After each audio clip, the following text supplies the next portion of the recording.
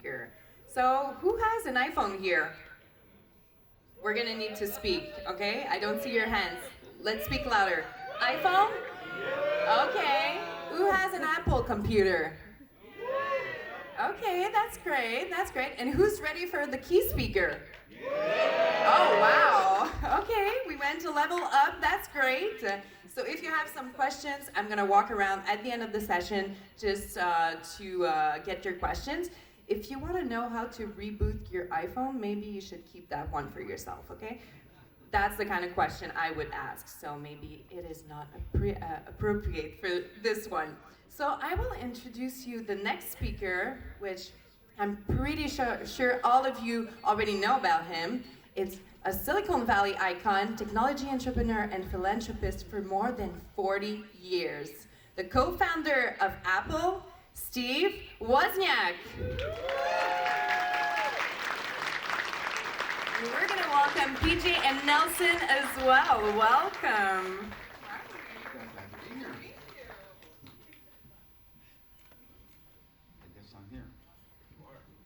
One of me and two of you. There you go. How are we going to go about this now? You go right there. I will sit there. I'm trying to be always behind the scene. It's a better place to be. Can you guys hear me? Awesome. So the first time that I spoke to Steve, I acted like a 15-year-old schoolboy. I was very, very excited, and I was starstruck, and it's even worse right now. But welcome. I don't know why people say that too. All my life, just tried to live as normally as you can be, not way up there. I completely understand and concur with that, but it's still difficult for us. I mean, I grew up and we listened, we watched, we saw. So I mean, it's just amazing to have you on stage with us. Really, really, really grateful that you're here to be able to speak with us, speak with our partners, speak with our customers, and just give us your vision on the world. That sounded so serious. Well, I don't know. Sometimes they say, what do you think this world's going to look like in 50 years? And I say, I don't care. I won't be here. Well, they're changing that actually, you know, with all this genetics and all of that. Apparently, soon enough, we're going to be able to reverse it. I don't know. We're extending life expectancy, but I don't see that it's like a science of mathematics of improving things. It's just being able to fix things that would have fixed you off. It's technicians, the medical technicians, more than the scientists that are. I agree. Well, this is the part of the pandemic that had a lot of value in a sense that healthcare actually took a big stride. Like I think for the last 2 years, we've seen a lot of innovation in that segment, which is amazing. Yes, and I love that because less than being an engineer with ideas of what to build and setting out and building and knowing how to build it, it was doing the technician work, hooking up the wires and this and that. That part of the job is so important rather than just, I'll sign it off to somebody else. I have an idea, I'll hire some engineers somewhere else in the world. No, it's a very important part of it to me, the whole thing. So. Well, I'm a little bit jealous because I had to put the suit on and you look all casual and comfortable. If anybody knows me, this is the first and last time you're going to see me in the suit. So take it in. He says that every year. I do. But it's challenging because you want to one extent or other welcome everybody and whatnot, but I want it to be myself. Anyway, I'm still jealous. You look comfortable. I'm a little bit tight here, especially it's the suit from last year. Anyway, I mean, we're gonna just jump into it. I mean, the big question is, how did you meet Steve? Did the other Steve? Well, yeah. Well, a lot of people really want to know that. Some of the stories that really led up to this company and what we're doing and why we're so different is so intriguing to people. You know, even more than a lot of stuff that followed on. Although got us to where we are. But Steve and I had gone to the same high school. He was 4 years behind me. And I was a top student. So I was not only a top student winning the math awards and getting 800s on all the college entrance exams, but all the teachers I had, when I spoke to Steve, when I first met him, he didn't have those same teachers. So it's kind of like we divided into the higher and the lower students. So he wasn't academically at the high end, but I never asked people personal questions about that. And Steve right away was, kind of being a young, maybe a junior in high school, and kind of like the hippie. The counterculture movement was really big in our San Francisco area. And how do you live on nothing? And the only song that he kind of knew and he would refer to was a Bob Dylan song that had a phrase, when you ain't got nothing, you got nothing to lose. And he wanted to live this life where you have nothing. A lot of young people do that. Find yourself. Go out in the world and don't have anything to do. If you ever read the book Into the Wild, it's one of my favorites, when he gets back into the history of the person doing it. And Steve was talking about there's somehow, what's the world about? There's important people like Shakespeare, like Isaac Newton, and they move the world forward. And by talking about them, later on I see he wanted to be one of those people. But how do you be that person if you don't have necessarily the academic or the business or whatever background? You have to kind of stumble into the right path. But he wanted to be in that category. And we're talking about kind of philosophies of life and how people should be to be good and this and that. We were in Vietnam War days. And so I took Steve to my house. He was 16 years old, so he had no record albums. And I took him to my house. I showed him all the Bob Dylan albums, reading strange interviews and handwritten liner notes by Bob Dylan and reading the lyrics of the songs. Desolation Row, such fantasy and all this. And this became a very big part of our life together. I was very geeky and very shy, afraid to meet people. I met Steve through another mutual friend, and anybody that understood me and understood that I had this technical brilliance, I had somehow taught myself the old analog electronics and the new digital with no books or anything. There were no books in bookstores. You couldn't go to a book and say, how do you design a computer? Very few people in universities had access to that, and I had taught myself, and Steve knew it. He appreciated my abilities. Now, Steve had worked a summer at Hewlett-Packard, but he'd worked just as a technician, and he learned to get the parts and put them together and make a device, but he didn't understand how to design it, how things really worked inside. He wasn't at that level, so I was more the engineer, he was the technician. But anybody who admired me, oh my gosh, best friend in the world. If I could talk to somebody. Back in school, it was kind of like I'd hear people say, what's his problem?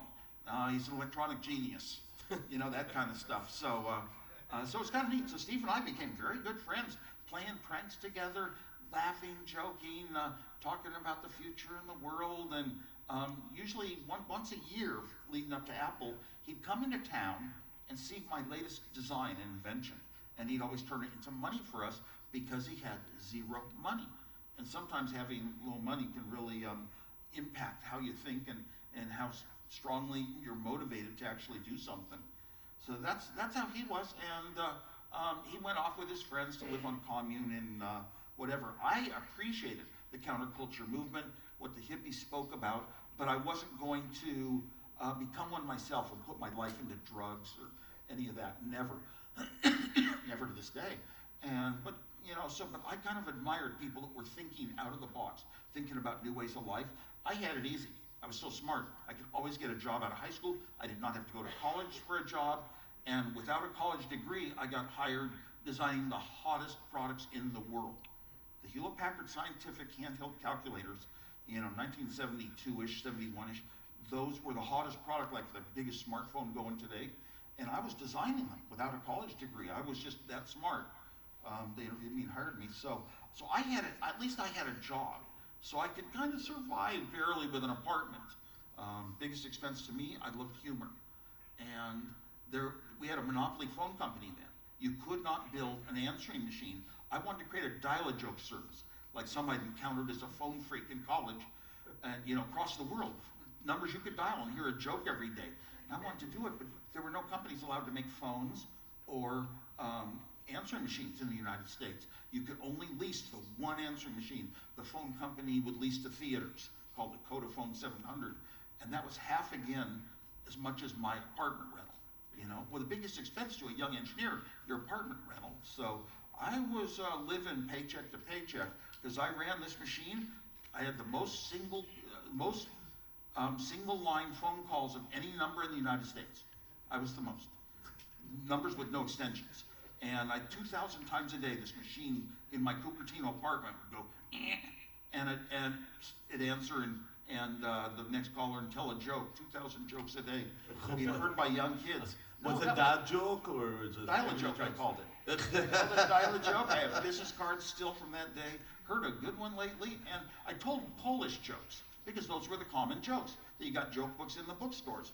And the Polish American Society Incorporated threatened me from a lawyer for defaming people of Polish descent. And I said, what if I change them to Italian jokes? They said, fine. This was before political correctness, you know. Our cultures, what's right and what's wrong, changes. My dad had taught me that. Well, I guess you had to put a lot of cheese in the Italian joke, you know? Yeah, well, they were in the joke book, you know, at the time, but I don't think it's right to stereotype, you know, people, you know, just because of where they're from, what they're like, their diversity. I don't believe in that, but you know, some jokes don't necessarily stereotype people, but still are considered bad. Like, what do you call 4 Mexicans in quicksand? Cuatro cinco. Yeah. It's just English Spanish word joking. It's not stereotyping Mexican people as being bad. But oh boy, I told that at a university graduation. Got told I offended 400 people. Well done. I was trying to demonstrate the difference between logic and just, you know, emotions and stuff like that. Thinking things out. You got a brain. You were always in music. I mean, what's your favorite instrument? I mean, this is right off the left field, but... Favorite music to this day is a guitar that can speak and convey emotions, although the very first time I was affected by live music, kind of like the second concert I ever went to, and it was in the Fillmore in San Francisco, well-known place in early rock days, and the first group that came on, it was oh gosh, what's his name in the All-Stars? And the guy pulls up a trumpet. Oh, that music just touched me inside forever. I would follow live music and love to do it. And after that was the Jefferson Airplane, and after that was the Grateful Dead, back kind of when they were just starting, just little groups. Just an incredible experience, you know, when it affects you that emotionally. But I like guitars that speak to you and carry emotion. But the music, you know, I like popular music. That means that the words, the lyrics have to be important. And better, the music has to go along with those lyrics. If they're just disjoint, it doesn't really come together as well. And my wife and I love to go to dozens of concerts a year, but we don't go to the big ones, in the arenas, in the stadiums, in the well-known groups. I did that for 27 years in my life after starting the big amphitheater in the Silicon Valley area with Bill Graham. I heard all that. I said, no, we only go to the small little places. Sometimes little 30 people in a bar, sometimes, you know, 100-200, and just watching people just so close and intimate with the music and getting affected by it and feeling the love of guitar sounds through the air. Every once in a while my head gets into heaven, and never forget it, and follow, you know, just groups that I just like certain songs, and they did. Anybody can make good music. Agreed. You know, and they don't have to become super famous. There's nothing like small kind of venues to get that feeling and become really, really intimate with the artist, so I completely agree with you. When you do it in these like large amphitheaters, it's just a different experience. Yeah. You're there to listen. And I wind up loving a lot of even Canadian performers, and a lot of Australian ones, Irish obviously. Yeah. Awesome. Yep. Well, look, I mean, I want to get to know you a bit more in regards to the Apple scenario. I mean, I'm curious. So obviously, you told us a great story. I mean, it's just awesome to hear how your friendship began and how that became a business relationship. But I mean, considering the fact that Steve would come and visit you once a year, you'd show him your newest tech, how did that develop to become eventually the Apple One and the organization that was created today? It's really funny because the day we met, we were introduced by a mutual friend, lived 3 houses down from me, where we were wiring up my first computer design. It was a computer with all chips. We didn't have microprocessors yet. This was 1970, and switches and lights. A switch is up, it's a 1. Down, it's a 0, and that's the language of computers. And you toggle in a 10001 and push a button, and it goes into memory somewhere. And then you toggle in another one, it goes into the next location memory, and eventually you have a program. So I had built that, and that was when we first met. Now, over time, one of the things about computers is that was a little board with switches and lights. When you see pictures of ancient computers, oh my God, this rack of all these equipment with switches and lights, what would you do? How do you touch it? It's very geeky stuff. But eventually, I saw Pong in a bowling alley not long after that. Steve was up in Oregon, but I saw Pong, and I said, oh my gosh, a TV set can be an output device. Input and output for computers were the thing I could never afford. I told my dad, I'm going to have my own computer someday. He said it costs as much as a house. I said, I'll live in an apartment. I was going to have a computer before a home of my own, but you know, there were steps to get in there. The input-output was unaffordable. A big old teletype cost as much as 2 houses, and you still had very expensive to connect them into a computer with parts. So, TV, and by then I was a TV engineer also. I could repair color TVs, and I knew how to build things with so few chips. I could just figure out new schemes and I'll have counters for the horizontal, vertical, send all the signals to a TV set that made a game of Pong. Okay, and Steve came into town, he grabbed my board of Pong, and he ran down to Atari and to show it to them, saying, we can design games for you. You know, except I would never leave my company, Hewlett-Packard. I had made my mind I'd be an engineer for life, never go into management, because management's political and I was against politics. This goes back to a lot of Vietnam stuff too, and I would never vote in my life. That's You say you never I was voted. that non-political. I never voted for president in my life until our last election. Oh. I did cast a vote. I just wanted to be a number. Oh, you know, Well, that's was the a tough- society, that's the But biggest now, challenge. you know. no, but now I just don't believe in getting so tied up that issues that you're going to be upset. My formula for happiness: smiles minus frowns. Why do you want frowns if your guy loses? You know. Absolutely. So I don't. If you don't But take they a call side, them sore losers, no? I also feel it's very valid to criticize your government if you didn't vote. But if you voted, you're saying, I'm taking part of a system and I support whoever wins because I'm voting in the system. No, if I stick it out of the system because I don't believe the system's good, I can criticize as much as I want. These are little philosophies I came up with. Anyway, so I developed Pong, and now I had a TV as an output device. And then I saw somebody typing on a teletype to a computer across the country, out in Boston. What? And he explained the ARPANET. The ARPANET had 6 computers, 6 university computers.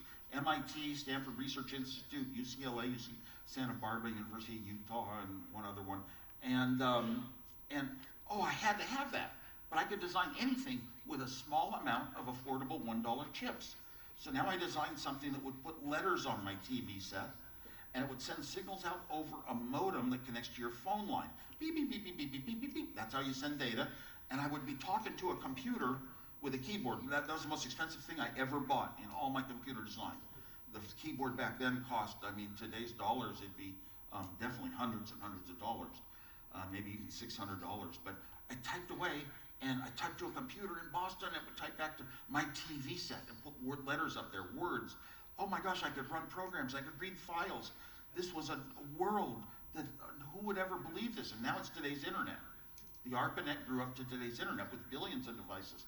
But I had to be in on it. But now I had an input device and an output device that was affordable.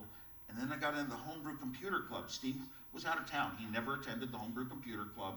I'd gone there for every day since the day it started. It was the most important day in my life. Stanford, Berkeley professors would talk about how this computer idea, everyone would have their own computer. We'd write our own programs. We wouldn't be subject to the big, huge mainframes in our companies, and we'd be on our own, and we'd be doing so much better and so much more.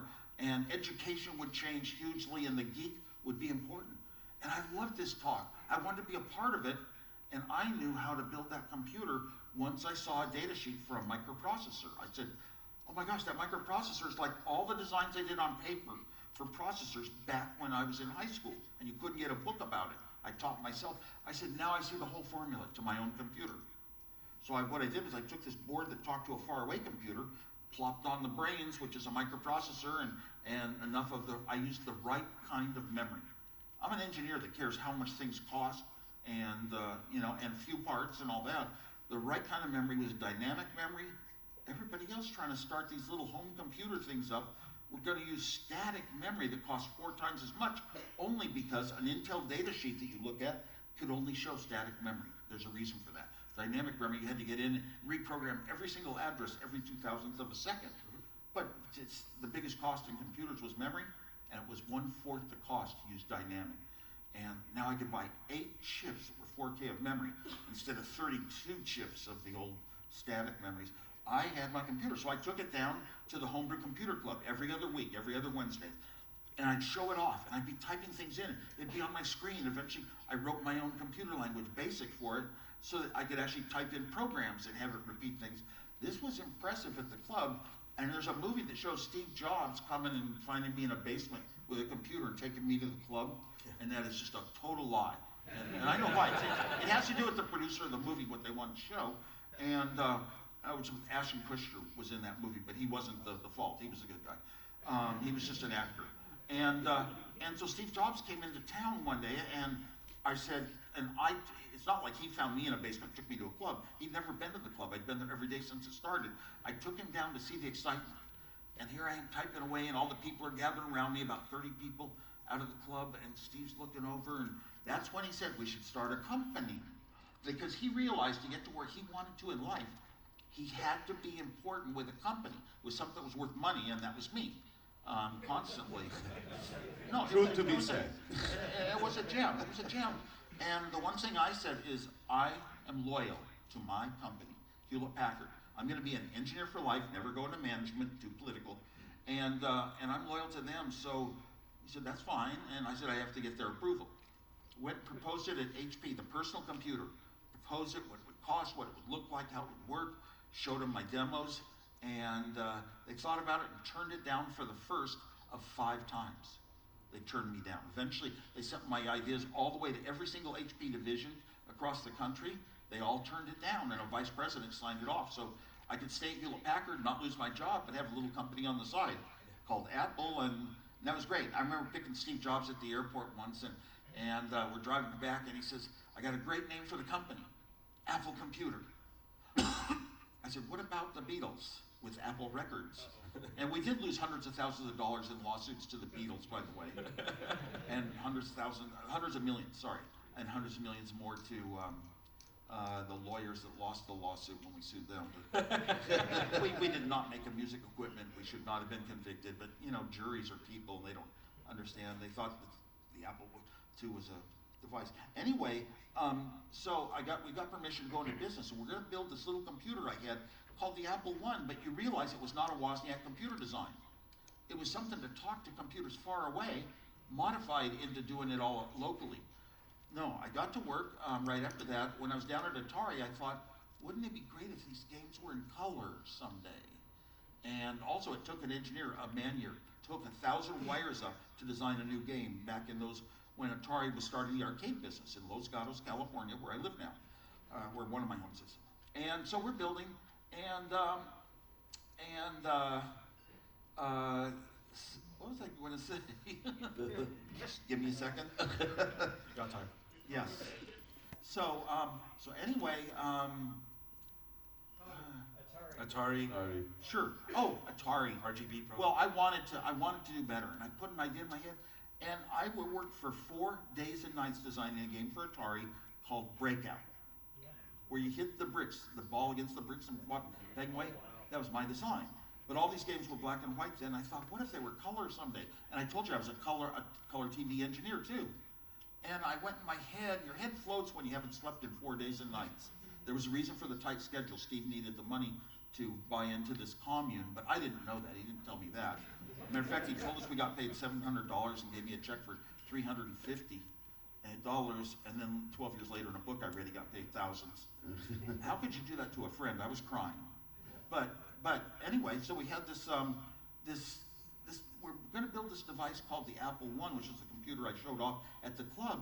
But before we ever even shipped one, I had designed totally by myself a color computer with color in it. I thought in my head that night when I was all hazy about the signals that are on a wire, waveforms at the right speed will show up as red on a TV. After a little later in time, it shows up as blue. A little later, it shows up as green. And then I thought, what if I took the number out of a computer? 1s are up and 0s are down. And put that on the wire, ups and downs. And every circuit you put it into kind of rounds it off anyway. I said, every television in the world, color television, is going to think it's color, even though it violates the total mathematical definition that you have to use differential calculus to design the circuits to make color. It's just putting a number on a wire from the computer for $0. Instead of $5,000, you'll have color. So I built this Apple II based around a color generator, and above that I put the signals that would run a computer, and above that the actual operating system based on slots. And that was the Apple II computer, and that was the computer that was going to revolutionize the world. It was such a huge advance, 5 years ahead of anything else. A 9-year-old kid writing little statements in BASIC saying where to put colored things on a screen could make a decent game for that age in one day. Wow. Kid could program a game in one day instead of skilled engineers keeping track of thousands of wires doing it in usually a man year to create a new game prototype. This was a huge revolution for gaming, and why were computers going to go to the home? They weren't going to go to keep track of inventory levels and salaries and hiring figures, all the things that computers had been used for. No, they had to play games. They had to be fun in the home. So this computer was going to take over the world, and other people told me that. Engineers at Hewlett-Packard said, this is the best product I've ever seen in my life. You know, but the only person I would ever go into business with was my friend. I'm into friends. I'm not a businessman. I wasn't that type of person. I'm just an engineer. So Steve and I had this Apple II coming, but we knew we could sell 1,000 of them, 1,000 a month, based on this market was just starting to get attention. And how do you build 1,000 a month when they cost $250 each to build? We had 0 savings accounts, 0 rich relatives. We had absolutely no business experience. So Steve, being the businessman of the two of us, went out seeking money. And he brought us down to a company, Commodore, and told them what we had, and they asked, what would you like for it? Steve said, well, like a few $100,000. I shut up. My salary was $25,000 at HP. And you know, I designed 2 of these computers in less than a year. I shut up, and he says, and we'd like a part of your business, and we'd like some of your Commodore stock, and all this. And Commodore turned us down. They wanted to build a little cheap machine. The cheapest possible with no color and lousy keyboard and a built-in TV. It was horrible comparison, but we got turned down. But the head of engineering at Commodore came to Apple and said he thought we had the right product, wanted to join us and handle European marketing and stuff. And anyway, we did raise money. We ran into an angel who had wanted to go back into electronics, who understood a lot of things, Mike Markula. And he looked at what we had, this Apple II computer, and I do all the demos on it, and type in some programs and show things, colors swirling on a screen, and he invested $250,000 so we could build 1,000 of them. And he joined us as our marketing manager. He had retired on a big stock option from marketing at Intel. And he was the adult in the room, if you'll say. He taught Steve and I, here's how you set up a tech company, here are the positions you hire, here's what their responsibilities will be, here's what you, Steve Jobs, will do, here's what you, Steve Wozniak, will do. And I would refuse. I turned him down for the big money at first. And finally a friend talked me into it and said you could start a company and you didn't have to go into management. You could be an engineer forever and just use it to get rich. And if I did something really great, okay, that's fair to me. So I finally called up Steve Jobs one day and said, yes, I'll start Apple. And we were in business with the Apple II computer. That computer was so far ahead, it was going to be our only successful product, making money for Apple for the first 10 years of the company. Wow. A lot of other tries. Steve Jobs tried to come in, prove that he was, the brainiac behind computers. Tried to make simple, cut down ones, marketing mistakes here and there. He didn't understand what it cost to make certain kinds of computers because he didn't know the hardware, software angles, and just had failure. Except Apple II kept us pouring in the millions of dollars growing worldwide.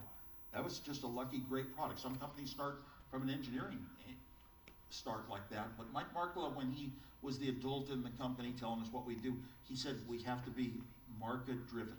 Marketing was more important than engineering. Hey, I'll go along with what you say. Your experience, you have the know-how. I like to follow people that have been there before. How long did it take? We only made marketing mistakes for the next 10 years. Details.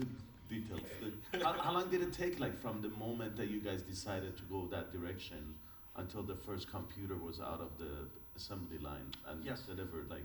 Yes, I was a great designer. I could design a prototype, wires and chips and all that. But but Steve Jobs was the person that needed a company with a product. That means you need boxes with designs on them. You need to pull something out. It has to have a case on it, a plastic case on the computer. No computer had been built with a plastic case ever before. Steve found some place that squeezed foam and put it under pressure and made motorcycle seats. And they could make a case for us. Boy, that nearly put us out of business. I think we had to wait 6 or 9 months before we could finally get normal plastic done in Hong Kong. And but from the time we actually came out with the computer, it was still over half a year. I think I was finishing up, adding a lot of bits to the code that was in it for just little useful things that people might want to use on their own. Just fun things. And then we introduced this computer. There was no disk. You couldn't type run a program. You had to pick the right program up on a cassette tape, put it in a cassette tape player, and play it into the computer, and the computer would get a program to run.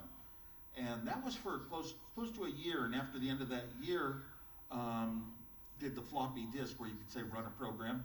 That was an amazing, amazing story of motivation and everything. Because we had a staff meeting. There were 5 of us that ran the company for the first 2 years. We had a staff meeting, and Mike Marquis said, oh, Apple gets to go in the Consumer Electronics Show in Las Vegas. I'd always heard of Las Vegas. I'd wanted to see the City of Lights. And only 3 marketing people were going to go. Mike Marco, who ran marketing, Steve Jobs, and I think our sales guy, Gene Carter. And I'm too shy to say, hey, I'm a founder. I want to go to Las Vegas and see what it's like. So I raised my hand. I said, if we have a floppy disk, can we show it? Mike Marquis said, yes. I had never worked on any disk, hardware or software in my life. Never. But I knew that if I got this project done in 2 weeks, if I could develop a floppy disk, you say run a program and it runs, they'd have to take me. I'd be the only one that knew how it worked. I worked every day. To all of us, you gotta innovate to go to Vegas, you know? I worked Christmas and New Year's. I got a high school programmer that I met at the Homebrew Computer Club, Randy Wigington, to help me with software on it as I went. And in 2 weeks, we actually finished up the program, Randy and I, at like 6:30 in the morning, the day the show was going to start in Las Vegas. We finished up in the convention center, and I taught Steve Jobs how to play craps that trip, and I taught Randy how to play. He was a high schooler, but he won $35. He's right. Las Vegas was even a different place back then, but that was exciting. Now, what do I remember about it? Do I remember details of who we talked to and what business deals worked out and how the company was going to grow huge after that? No. What I remember is how in the little dinky hotel room Randy and I were in, I took apart the telephone, unscrewed the 4 screws, and the buttons were there, little buttons of touch-tone phone, 1, 2, 3, horizontally, 4, 5, 6, 7, 8, 9, all in order. And then I put them back together, but it was 1, 2, 3 vertically. 4, 5. So most of the buttons were actually a really different number, and I screwed it back together and just smiled at what it's going to do the next person in that room. But also, I had in prior years, while I worked at Hewlett-Packard, I took a lot of side projects all over California, and I was just got known as a young engineer that would design stuff for you, and I would always charge 5 cents because I did it for love. I designed the first hotel movie system, and I designed things like the special digital code systems for television stations in those days with their 1-inch tape. But I had developed the first hotel movie system, and here we were in a place that you could actually call them up and order a movie to your room. Well, I took this little box they had there, and I opened it up, and I just slid one of the little, there were a bunch of switches, one, up, down, up, down, up, down. I just slid one of them the other way. Didn't get billed for the movie. Somebody else did. Just a little, trying to explore the boundaries of systems is really how you learn and progress humanity. So you are one of the first hotel hackers, is that correct? I may have been the first for that. Awesome. I mean, yeah. So Apple II, I mean, obviously Apple I, I understand. Apple II was just going to carried you guys, take us there. Yeah. It was just so, nobody ever expected color in a computer, and that's why our first logo was an apple with 6 colors. That means that every time we printed an ad or a brochure, we had to do 6 printings for each of the colors. It was a lot more expensive, but we made the decision to do that, Steve and I, that it was worth it. I think, I mean, the question of all of this great innovation you did and whatnot, at what point you kind of decided it's kind of time for you to kind of move on, to step aside from Apple? What was the reasoning behind that whole decision? Yeah. Like, okay, how did you come about? I was only in engineering. I wouldn't go near the business people and all their decisions and all that. Running engineering, developing new add-ons and projects and languages for our computer, things like that. I did an Arabic version. That was a lot of fun, the European versions with a different TV system. But eventually we went public. We were just so successful It was obvious there was going to be a huge market for these computers in business and in the home. And so now we had the money to start hiring a big management system, and engineers would sit down and write up 40 pages of what they were going to work on next. And then every little detail in those pages, they'd have to get approved with 9 levels of signatures to ever make a change. When I was an engineer, I was just a lone engineer. Get an idea, I was like an inventor. Run in the laboratory, test it out. Come up with, if I'd only done this, I could even have better, make the change, right there. Yeah. And we lost that level, and I sort of felt like, okay, this company really wasn't open to a lone inventor that much like I was. And I started to feel that, but then I had a plane crash. I was a pilot, and we all survived, 4 of us. But for 5 weeks, I wasn't forming memories. I didn't know it. I'm sort of up there operating. I can still ride my motorcycle and do all the things I do, but I just couldn't answer questions right. People just thought I was weird for a while. I didn't realize, and then after 5 weeks, there was an incident where I logically talked myself out of it. I could remember everything up to reaching for the throttle on my plane. Couldn't remember if I pushed it. What happened? Was there an accident or not? And I didn't know, and my fiance said, I said, was there an accident, or am I just dreaming? She said, you're just dreaming, Steve. Because I joke a lot. And I finally couldn't feel anything wrong on my body. I didn't feel my missing tooth. I didn't know my dog had been in the kennel for 5 weeks. I'd never do that. And I jumped up. All of a sudden, I remembered I didn't land in Santa Catalina. You don't forget a landing. I never landed. I did have a crash. I logically talked myself into it, and half my head now started forming memories, and half was blocked. I could sense exactly how it worked. So I studied memory and psychology a lot when I went back to Berkeley for my degree the next year. I called up Steve Jobs after coming out of amnesia 5 weeks later and said, Macintosh team's in great shape, the most creative people, my best friends in Apple. Burl Smith can design it even though he's never had a day in college. And I'm going back to college, my last chance to get my last year of college. So I went back to Berkeley under a fake name because my name was well known, not my face.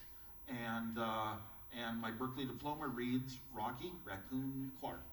That's who I was. You've got to keep fun in life, and laughter is always the best medicine, no matter what people tell you, making things good or bad. Miles minus from. Well, your humility is just out of the world, man. I'm very honored to be even sitting here and listening to all of this. I mean, I speak on behalf of everybody. It's really contagious. Your laughter. To me, it goes back to a lot of the fun. My formula for happiness: smiles minus frowns. A lot of smiles come from comedy and humor and just enjoyment of life. I enjoy new products all my life, new things that are developing and what it might mean, how it might change life. And I follow those interesting people that they might make movies out of.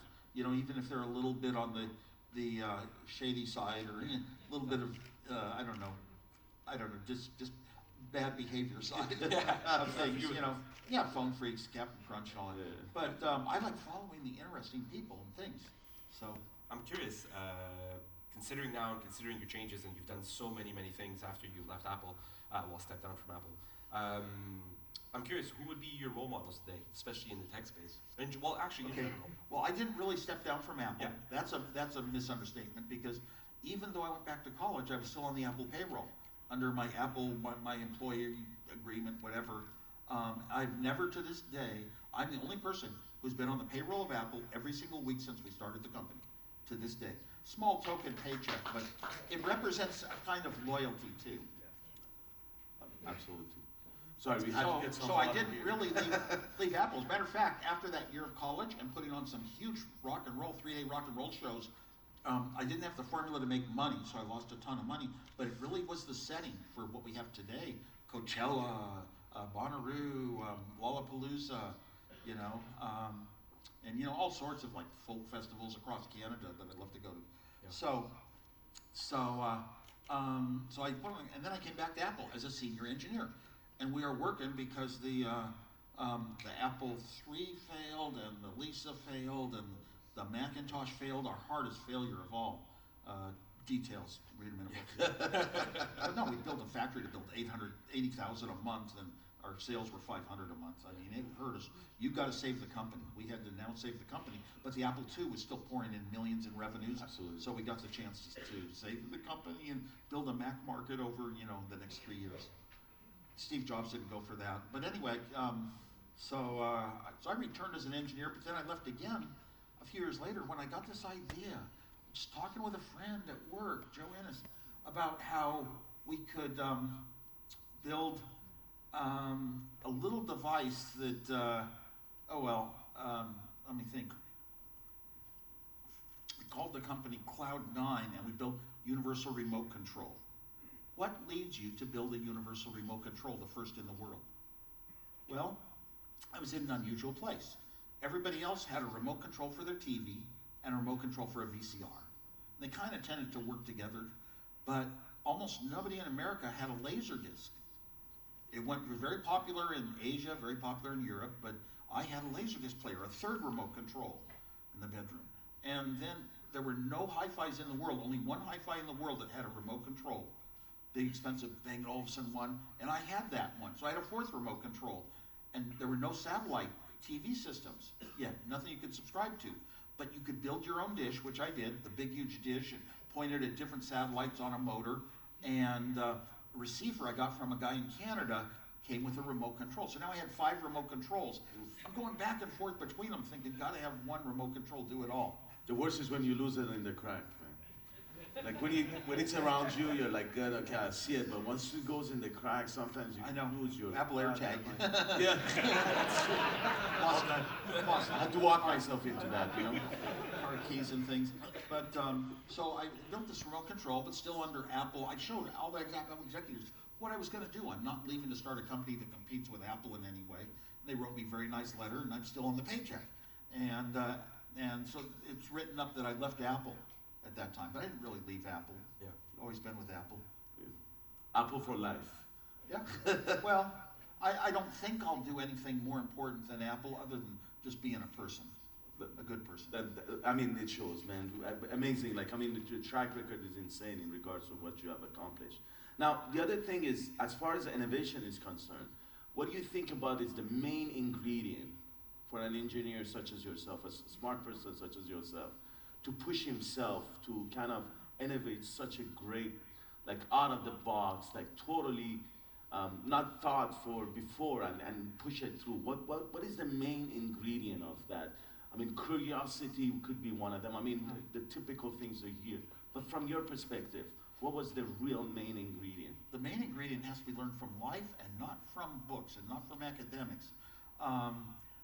You can learn to be an engineer and given a certain type of problem, you know the ways to solve it from the books.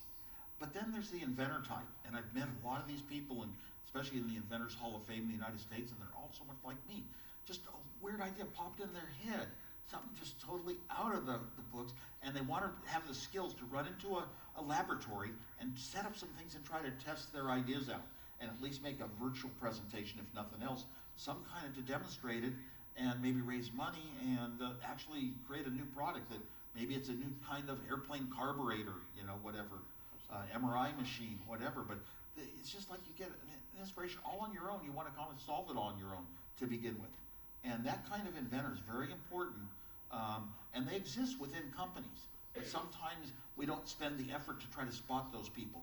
Look at the people that not only have ideas that sound good, but make things, that are builders, that are in the Makers Fair, and they've actually built unusual contraptions that have no purpose in life. I went through designing all these fun things, sometimes for other companies, sometimes for myself, that just had fun, right? The Pong game is one example, but many of those. And what they weren't necessarily leading to changing the world and having a big company and an industry on their own, but they were steps in my own mind, developing a way of, I came up with this trick to save parts. I'll remember that trick, and the next thing comes up. I might remember that trick, but better yet, I develop a technique. Always create a trick for the project you're working on and make it the optimal. And I had 10 years of just magic coming out of my head, but it doesn't go forever. You know, it's kind of like Bob Dylan and his words and songs. I was lucky to be there. As far as the innovation, I always I grew up shy, and part of shyness was I work alone at home. Work alone, even if it's textbooks in school, on books, and I work on ideas. I wonder how I would build this little computer out of the chips that are available, and I think and work it out myself.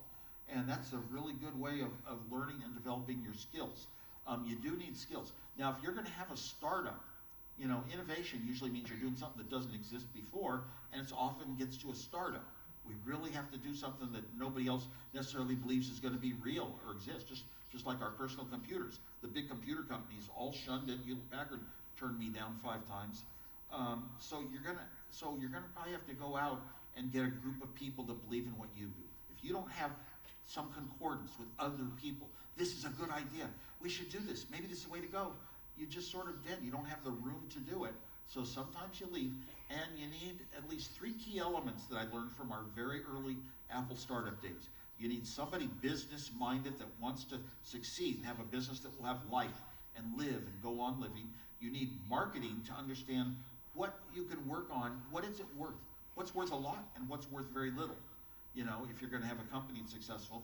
And number 3, you need engineering. You'd better have some top engineers working on what ideas we might build, we might create. Don't just say, I went to business school. I'll just write down some formulas for some products that might be makeable, and then we'll hire the engineers wherever we can. No, keep engineers right there in the thick of it to come up with new ideas. Engineers are so used to having problems and solving them with their work and their code and all, and coming up with solutions. So those 3 elements you got to have in the early startup: business, marketing, and engineering. They could be in 1 person. They could be in 2 people. They could be in 3. So pretty much the comfort of the team that you have around you kind of pushes you to go to the next level and kind of be out of the box and kind of come up with these new ideas. I describe thinking out of the box, a startup, but you know, if you want to be successful, you better look towards being professional too. Setting a professional attitude, and we're not just playing games. We're going to hire some of the top people that we can possibly hire in other categories, you know, sales and development, you know, actual production of the equipment, writing up market brochure. Don't just slip around. Now, I do point out that of the 10 first people to have part in creating this Apple II computer that made the whole company a platform with a ton of money, the first 10 people, 7 of us went to the same high school. When you're young, you have no money. You have friends. Exactly. Well, I'm curious to know if you wouldn't have founded Apple with Steve, what would you have done, you think? How would your career have been different? Oh, I would have been an engineer for life, a real top thinking different engineer. That's what I was at Hewlett Packard. I'm sure of that. Because my early skills, the mathematics I won the math awards in my schools. I mean, you just sort of have a place in life that you know and you've known your whole life. Yeah, I still think you were. I mean, that being said, right? Yeah, sometimes I get asked, what advice would I give myself back then? Rob a bank. If you have a little bit of money, you have a few more choices. You know, you can think upper and lowercase instead of just uppercase for just a few more bucks. The other side, I mean, I'm personally a college dropout. I mean, I went through education, obviously, but coming from a background that my family was very educated to one extent, so I'm the black sheep of the family. From your perspective, what is the education has to do about your success? What is the pattern that you see that makes sense between one to the other? Because, like you said, you went back to Berkeley after being very successful in innovating Apple I, Apple II, obviously, that we talked about. Like, what is the aspect of university or learning has to do with success, one's success or innovation? All the things that I did that were really great and important and successful, almost none came from a single academic class I can go to. They were just things I did on my own. You get learning everywhere you go in life. Walking around, talking to friends, sharing a meal and talking about what could be. The way you get learning, and Steve Jobs never really went to college. As I mentioned, Brill Smith never went to college. He designed the Macintosh hardware. He had copied me. I had taught him, and he learned how to make things with fewer and fewer parts and just become, you know, doing things in an excellent way does matter. Yep. So these days, when I run into people that have a chance to be in a startup, or should I go to the university? You can go to the university at a later date. Don't miss the startup experience. Hardest time in your life may seem fruitless and not going anywhere, but as hard as it is, it's going to be the most fun memory. You know, when you work really hard, whether it succeeds or not, The other side, I could ask you: is there a teacher in your time that you remember that had a big impact on you, or somebody in that education system that had? Everyone has experiences like that, memories like that. My 5th grade teacher, Miss Scrack, I didn't realize, my parents never told me that when they did the IQ test, I was over 200. Oh boy. But I wouldn't advance classes. I wanted to stay with my friends. And Miss Graff just gave me straight A's and respected me so much. So I told my dad when he said, in 6th grade, he said, what are you going to be when you grow up? I said, I'm going to be an electrical engineer like you. And second, I'm going to be a 5th grade teacher like Miss Graff. And I did. After Apple was successful, I went and eventually I had kids and they were at schools. I was a school mom. And eventually I decided, well, I wanted all my life taking psychology courses. When I went back to Berkeley, I didn't take courses for engineering. I took psychology majors courses. They let me do that. I wanted to understand a lot about the brain, how it works, especially compared to computers. And if we get into AI, I'll tell you I agree with the A. But so I had always wanted to be understanding things. But I went back. I started some classes secretly. I wouldn't let any press near my classes. For 8 years, I taught 5th graders, and then I added in advanced kids. And 5th graders would meet for 200 hours a year, 2 or 3 days a week. And then the advanced class would meet another couple days a week, and then I would teach teachers. That was the hardest job of all. And they'd meet a couple days a week. I got up to 7 days a week, full time, teaching for 8 years of my life. It was no small thing, because I believe educating those who don't know something you know, help them. Be a mentor. Matter of fact, the first time Steve Jobs and I ever showed off the Apple I computer, first time we'd ever flown out of the country, we flew to Atlantic City for a show called PC 76. And there was a guy there making a kid kind of making metal frames that might be a case for a computer. And he was with an older man. The old man said he's a mentor. He was helping the young kids learn how to do it. And I wanted to be that mentor, my whole life. A teacher and a mentor is very important to help people that don't have what you have to get there. And like I said, it's another type of learning. You don't have to go to the university. I did not go back to the university to get classes. I went back to be able to tell my kids, here's a school I graduated from. I'm proud of it. So. Well, they say that the biggest laws of universe is giving. You gotta willingly give and graciously receive. So I mean, that just kind of. Some people get into that when you're very, very young. Your personality, that's part of personality, how you treat people, and how kindness versus and giving versus taking.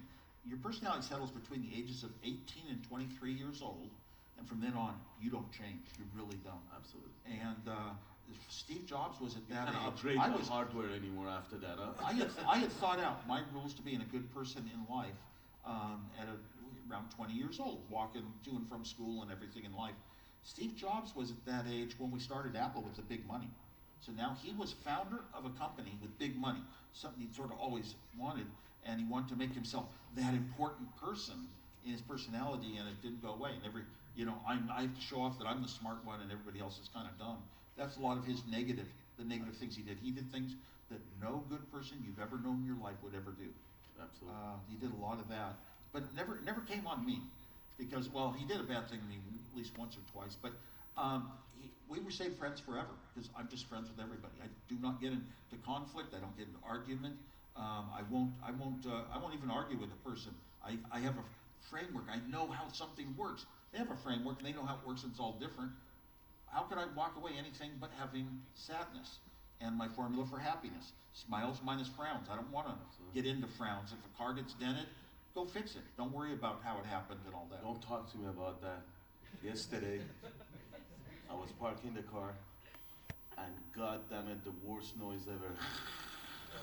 The rim just got scratched. So I was actually with Thomas, and he kept on saying, it's so funny. He was saying, I don't know where you are, and he was like, dude, just let it go. And in my head, I was like, God damn it, rim, God damn it, rim.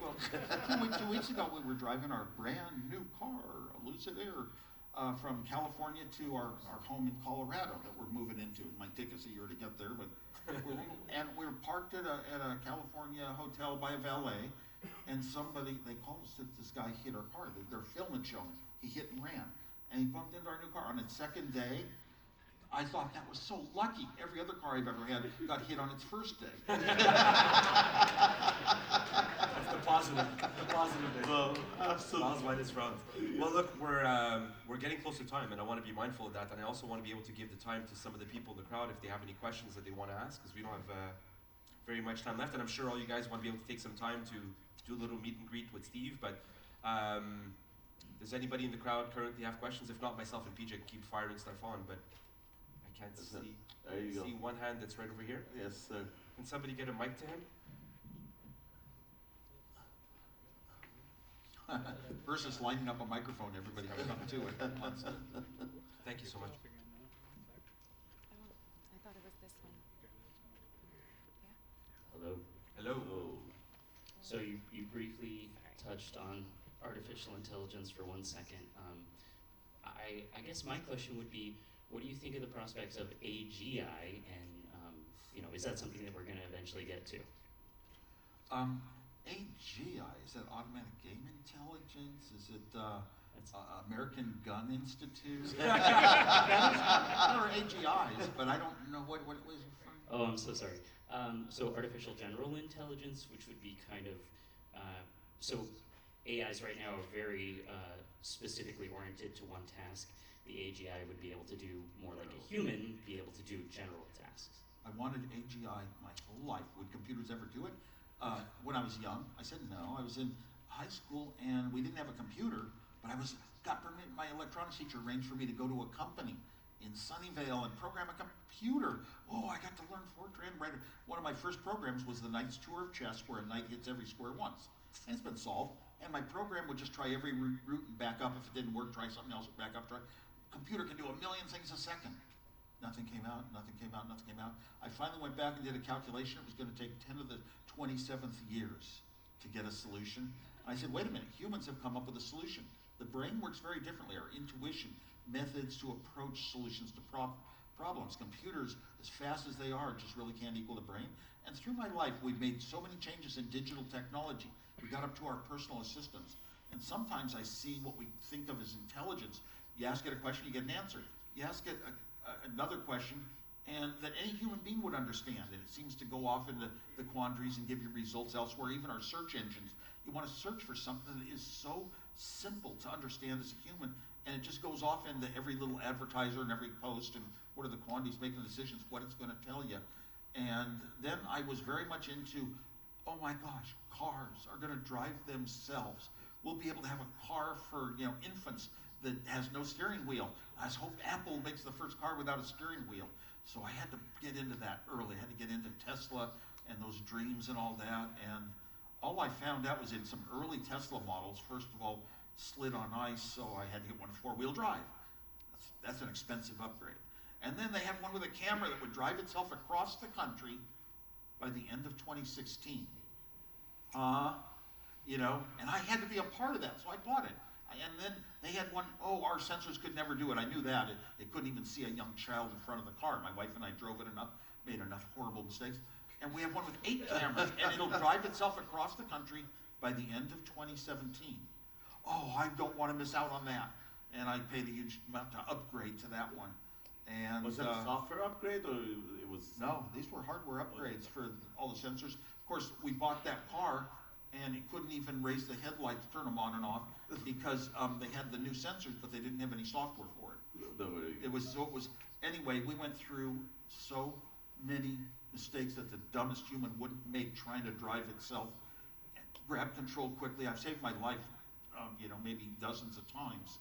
Car will lurch towards a semi right on the next lane over on the right. Off the yank it back instantly. You have to pay so much attention. I really gave up on that idea that they're ever going to get there. I fed too many things that didn't add up, too many lies. To me, all the goodness of things I do in life, little things that are good for this reason, good for that reason, it all comes from truth. You be truthful at the top. And I just get a lot of disgust for Tesla's truthfulness, largely from Elon Musk, and lost a lot of favor there. I'm sorry, I just was on the wrong end of wanting to be a part of something new. Yeah, our technology is so great. Things we call AI, we make technology that can do something more for human, give them more power, and we've gotten so far in life. Look at the devices we have, and often AI is used to describe the top end of where we've taken computers. And it should really just be called, the modern, up-to-date technology. It's the state of the art for, being able to answer some questions, or, let's turn on the lights and turns them on. That's kind of nice and helpful, but we fool ourselves into thinking that it's intelligent. Here's why. I said I like the A, and I agree with the A and not the I. I was a psychology major. We don't know how the brain works. We don't know how it's wired. If we did, we could make. When I was at a company once, the engineers did figure out how to make a brain. It takes 9 months. So, no, we don't. There's not.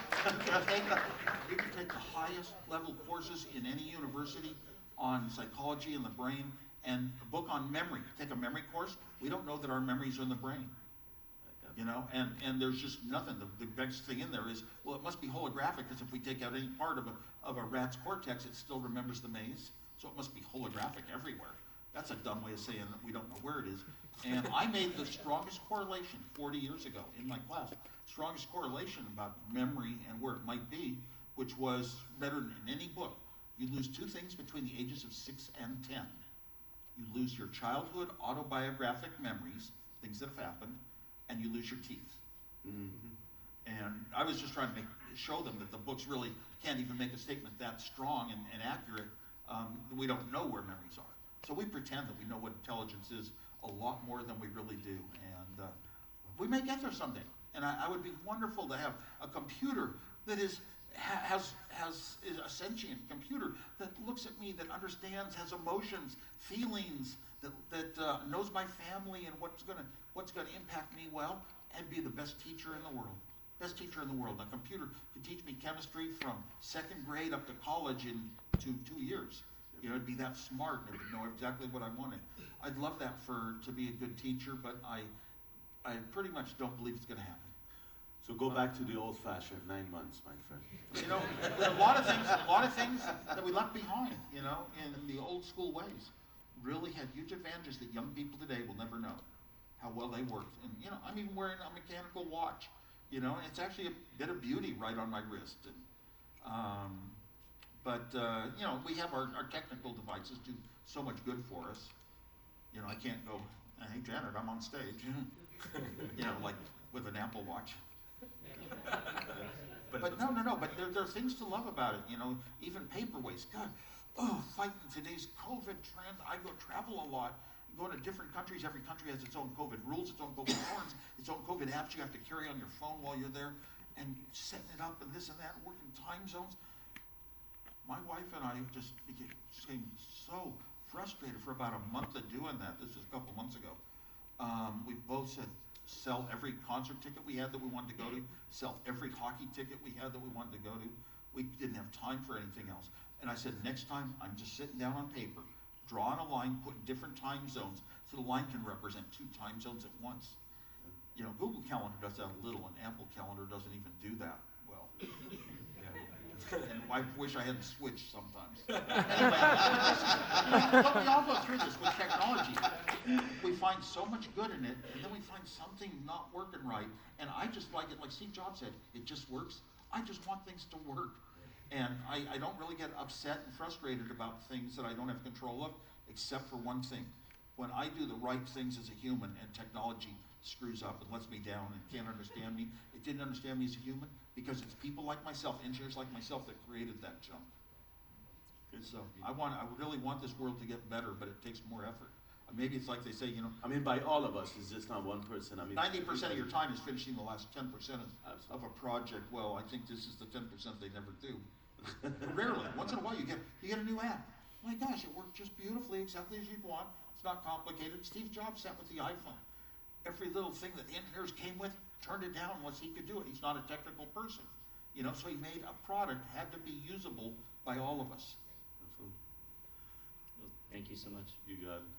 Anybody else? Yeah, another question right here. There you go. Hello. Speaking of like the iPhone and phones in general, I'm a gadget person. Any new gadget comes out, I want it. But do you feel like we've kind of plateaued as far as where we're going to go with like iPhones, even Android phones. Seems like all we're seeing now are better cameras. And if you're a camera person, that's great. But where do you see us going from now? Basically, they're all just a slab of glass, and all of them we can get our mail on, do our chat on, and do a little web browsing. But where's the innovation from that? I feel that what I'm doing with my computer, my phones, hasn't really changed my life from 15 years ago. It's the same thing. I look at the latest iPhone from Apple, and oh my gosh, I've got to get it in blue so everybody knows I have the latest. They call it Sierra Blue. I look at it and I call it the same thing I called the green one, which is Half Moon Bay Gray on a foggy day. What are we after? I have actually have 3 Apple Watches. Instead of changing bands, I got a Watch 5 and a Watch 6 and a Watch 7. Yeah, I like to always get the latest to some extent. Do you get any I can't tell the discount on those, difference. by the way? That's how I change colors, but I can't tell the difference. Do you get any discount on those Apple? No discounts. No discount. I would not want a discount. Oh, I'm sorry. When the new products come out nowadays, late in the recent couple of years, Tim Cook will send me one. So I'll get one that I didn't really request. But I sat there when the iPhones were new and the iPods were new. I would sit all night long at a local store to kind of be the first one in the door in the morning. And I only believe in paying full retail, would never call Apple and ask for a discount. I don't believe in that. I don't believe in I don't believe in the inequity of distribution of wealth either. I mean, you know, I tip people highly for what they do. And when we went, my real story, Apple went public. 3 of us had like equivalent of $1 billion today, lifetime income forever. And I had not started Apple for money. I'd started to get my computer, to have engineers say, wow, what a great engineer. How do you come up with these ideas to appreciate my brain? And I didn't want to be there. And I thought, we're called founders. But what about all these young people in the Homebrew Computer Club, young and old, that helped create the Apple II back when? And so I gave tens of millions of dollars of my stock to 5 early people that were founders. And then I sold tens of millions of dollars of my stock to the other employees pre-IPO. Boy, I had to get a lot of permission from the lawyers, you know, because they're supposed to be sophisticated investors. Sold to the employees, and they all pretty much made a house out of it. They're working for the same company, is what I said. You know, you have to believe it. So we're getting to the end of it a little bit, Steve. We're going to take one more question. We have one right here. Actually, are we at the end? Oh, Yeah. right there. Yeah, we are. Mr. Michel. Hey, Steve, right here on the other side. This side. 90 degree on the. On this Keep side. going. There we go. Oh, First of all, thank you so much to be with us today. This has been amazing. So, you know, great, very nice to hear about your story. You told us everything else you've done till today, and I think you probably can keep going on for the rest of the day, I'm sure. But what are you doing today? What's your passion today? What do you see coming up next day? And, you know, how do you get up every morning? oh yeah. My wife talks about how happy I am every morning in life. By the way, I forgot to mention I am also I have an honorary degree from Concordia University, right? Yes. And usually I wake up and I think up some joke in the shower to surprise my wife with, and come up with really good ones. They're all meant. I think of jokes all day long, every day. Usually playing tricks on words. I for my life, for being very, very, very busy, unbelievably busy. I do public speaking, and you know, I mean, I was an engineer, and I pretty much gave away all my wealth to people that were building museums and stuff in San Jose, California, where they named a street after me. And you know, then it was time to find a new occupation, and I started public speaking. And so, and I've risen to the top over 15 years. So I have a calendar and a lot of schedules and cities to be in certain times and a lot of flights. You know, when you consider 100 a year, mostly foreign, it's a busy life. And sometimes I think I hate airports, and I just want to get out of it. I don't fly private planes. I don't want to be that kind of person. So It's actually safer to bring yes, there, but I also have some good friends that start businesses, or sometimes I get approached. I get about 10 approaches a day. I'm only one person. I don't have a staff to handle them, so I have to it's hard for me. Just keep saying no, and I'm not saying no, your idea is bad. It's I don't have time, and they just don't believe it. But I get a couple of times, it'll be a friend of mine or something very close to my personal desires that I wind up in. I am a part of WozU, which is one of those online education facilities for people who are in the industry or like university level, and WozEd, which is K-12, very important to me. Rapper Pitbull is a big part of joining us in that. I also have another company that's more recent, dealing with the messiness of space. And what can we do? How can we address it? How can we make it at least knowledgeable to people who are trying to launch through some bad areas of space? So sharing the information publicly is a big part of our company, but we're not a nonprofit, and that's called Privateer. And a lot going on even today in other parts of the world regarding that. I'm with a company that, you know what? It took them 2 years talking me into this. There was a company once met me in a restaurant in our city, and I said, "Oh my gosh!" Instead of saying what you got is great, I said, "This is how I would have done it when I was an engineer." They were making solid-state disks a different way, and they totally changed the whole nature of all the data centers of the world ever since. That company was called Fusion.io. I was so proud to be a part of it, and I found a company. They've worked on me for 2 years. They've been making $100 million a year in Italy by walking into businesses and financing an improvement in the efficiency, the electrical efficiency, and they get a percentage of the savings. And that's how they do it. And we're now opening it up to the rest of the world with a blockchain solution in a few exchanges, including Malta, just about to open up to where people can buy in, invest in certain projects, and see every little detail recorded on the blockchain, from turning a light switch on, to the light coming on, to the amount of electricity used, to the amount of electricity saved, to the amount of dollars it equates to. And they can participate in the same ways this company does. That's a good one. It's called F-Force, and I don't know. And I think that's good enough. That's way too much for me. That's way too much for me in my life. I just want to really be retired and be fishing every day on a lake, meaning playing games. Are you a fisherman? No, you're not. No. What the equivalent? Sounds good. The equivalent of it. Yeah. Anyway, thank you again for your participation here. We're really honored. I mean, I spoke to you earlier on, and most of us were in the same certain age group that we really looked up to you guys. And it's an honor to be sitting beside you, number one. And now, if you don't mind, let's finish it off with a nice joke. If you could, please. I can't make one up on the fly. Oh, let's go. I might go not about my hair and his hair, you know? I mean, it's actually contagious. There's something going on at Quadbridge, some weird way. As soon as somebody joins us, let's be more serious. Why did Steve and I start Apple? We talked about it. We wanted to build technology that would improve people's lives so that the disadvantaged would be more equivalent to the advantaged. The blind would be more equivalent to the sighted in people. We wanted to bring them equal, and look how much success we've had. Everywhere you go, look on the sidewalk. There's people walking around.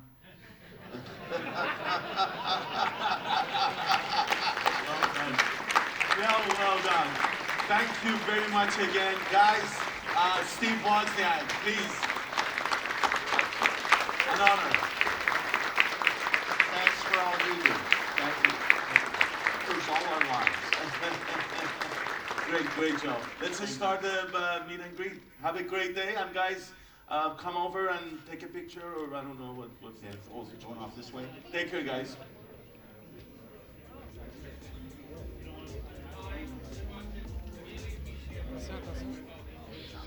Yes, it's working. So for the meet and greet, it's going to be outside, guys. So if you just want to go through the back doors, there's a lot of staff who's going to take care of you. And if you are really too hungry and want to go eat, it's going to be in Saint Hall 2 and 3. So I'm going to see you really soon. And the meet and greet is going to be outside. So we're just going to walk a little bit out, okay?